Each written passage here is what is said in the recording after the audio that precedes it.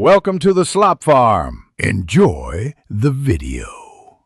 You start by confirming power and visibility because low battery or hidden mode often blocks pairing. First, set the target device to visible discoverable mode and enable Bluetooth on your primary device. Once done, disable airplane mode and pause apps that use audio or Wi-Fi to reduce interference.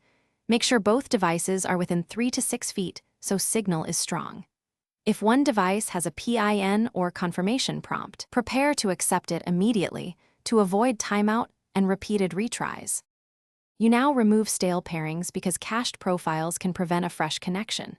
Forget the device on both sides, then toggle Bluetooth off and on. If that fails, reboot the device to restart background Bluetooth services. Next, ensure you're using the right pairing method.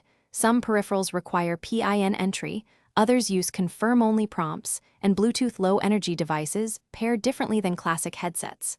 Finally, bring devices closer and retry pairing. When prompted, enter the PIN or accept the code so the link completes. You finish by confirming the connection holds. Test audio, file transfer, or control functions to verify a stable link.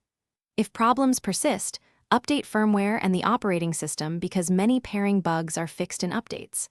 Once updated, test the peripheral with another phone or computer to isolate which side is failing.